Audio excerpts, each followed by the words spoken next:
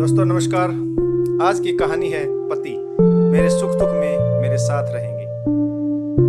कहानी शुरू करने से पहले जो भी चैनल पर नए आए हैं चैनल को सब्सक्राइब करें और ऑल का आइकन जरूर प्रेस करें ताकि हमारी आने वाली सभी वीडियो आप तक सबसे पहले पहुंचे। तो शुरू करते हैं आज की कहानी। कॉलेज में हैप्पी मैरिड लाइफ पर एक कार्यक्रम हो रहा था जिसमें कुछ शादीशुदा जोड़े हिस्सा ले रहे थे। जिस समय प्रोफेसर मंच पर आए उन्होंने नोट किया कि सभी पति पत्नी शादी पर जोक करके हंस रहे थे। ये देखकर प्रोफेसर ने कहा कि चलो पहले एक गेम खेलते हैं, उसके बाद अपने विषय पर बात करेंगे। सभी खुश हो गए और प्रोफेसर से पूछा, सर कौन सा गेम है? प्रोफेसर ने खेल शुरू किया। प्रोफेसर ने लगभग सभी मैरिड लड़कियों को बारी बारी से खड़ा किया और कहा कि तुम एक एक करके ब्लैक बोर्ड पर ऐसे 10-15 नाम लिखो जो तुम्हें सबसे अधिक प्यारे हों। सभी ने बारी बारी से ब्लैक बोर्ड पर अपने अपने सबसे अधिक प्यारे लोगों के नाम लिखे, लेकिन खेल के अंत में केवल एक ही नाम ब्लैक बोर्ड पर बचना चाहिए था।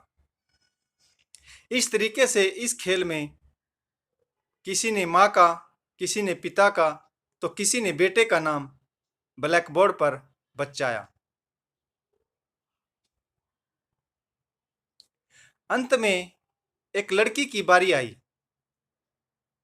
पहले तो उसने अपने परिवार के लोगों के और फिर अपने सगे संबंधी, दोस्तों और सहकर्मियों के नाम ब्लैक बोर्ड पर लिख दिए।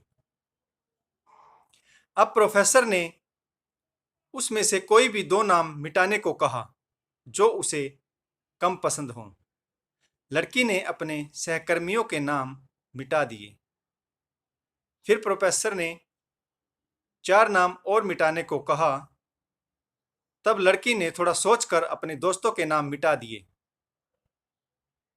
अब प्रोफेसर ने ब्लैक बोर्ड से 5 नाम और मिटाने को कहा। अब लड़की ने अपने सगे संबंधी के नाम मिटा दिए। अब बोर्ड पर सिर्फ 4 नाम बचे थे जो उसके मम्मी पापा, पति और बच्चे का नाम था। अब प्रोफेसर ने कहा कि इसमें से 2 नाम और मिटा दो। अब लड़की असमंजस में पड़ गई। बहुत सोचने के बाद, बहुत दुखी होते हुए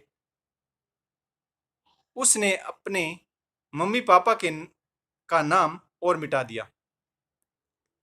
इस समय सभी लोग स्तंभ और शांत थे क्योंकि वो जानते थे कि ये गेम सिर्फ वो लड़की ही नहीं खेल रही थी बल्कि उनके दिमाग में भी यही सब चल रहा था। अब सिर्फ 2 ही नाम और बचे थे, उसके पति और बेटे का। प्रोफेसर ने कहा, अब इसमें से एक नाम और मिटा दो। लड़की अब गहरे संकट में पड़ गई। लड़की ने बहुत सोचा और बहुत सोचने के बाद रोते हुए अपने बेटे का नाम मिटा दिया। तब प्रोफेसर ने उस लड़की से कहा, तुम भी अपनी जगह जाकर बैठ जाओ, और सभी की तरफ गौर से देखा और सभी से पूछा, क्या कोई बता सकता है कि इस खेल का विजेता कौन हो सकता है? कोई जवाब नहीं दे पाया। सभी मुंह लटकाकर बैठे थे। प्रोफेसर ने फिर उस लड़की को खड़ा किया जिसने अंत में अपने पति का नाम ब्लैक बोर्ड पर लिखा था, और उससे पूछा, तुमने पति का नाम ही क्यों बचाया?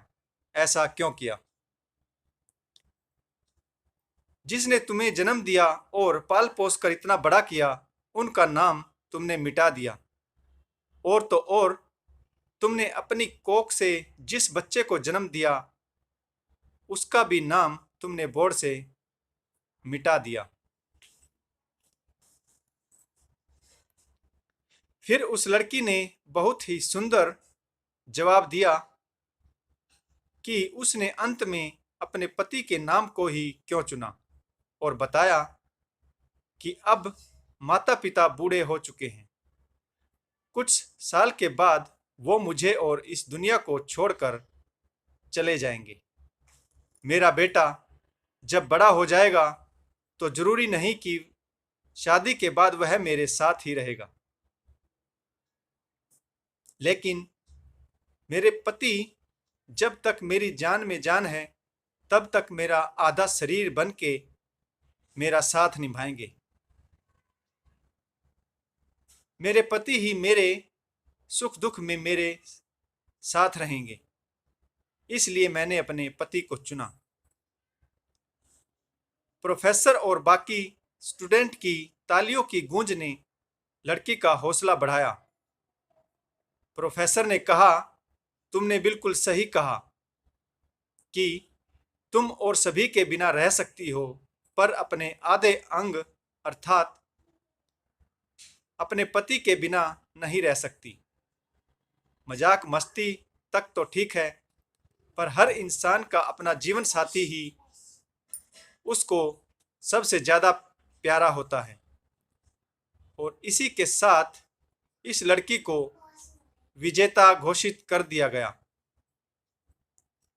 पति पत्नी के रिश्ते में प्यार और विश्वास का होना उतना ही आवश्यक है जितना जीने के लिए ऑक्सीजन और पानी की आवश्यकता है। पति पत्नी एक दूसरे के सुख दुख के साथी होते हैं, परंतु आज के समय में छोटी छोटी बातों को लेकर अक्सर झगड़ा हो जाना या मनमुटाव हो जाना आम बात है। रिश्तों की अहमियत को समझिए और हमेशा एक संतुलित और बेहतर रिश्ता बनाने का प्रयास करें। प्यार करो तो एतबार भी करो, प्यार करो तो एतबार भी करो, वरना शक तो सब कुछ बर्बाद कर देता है। यह बिल्कुल 100% सच है। ऑल हस्बैंड एंड वाइफ, इसे कभी मत भूलना, जिंदगी के साथ भी और जिंदगी के बाद भी। तो आपको ये छोटी सी कहानी कैसी लगी कमेंट्स करके जरूर बताइएगा। अच्छी लगे तो शेयर कीजिएगा, लाइक कीजिएगा। तो कहानी पढ़ने के लिए आप सभी का बहुत बहुत धन्यवाद। जय हिंद, वंदे मातरम।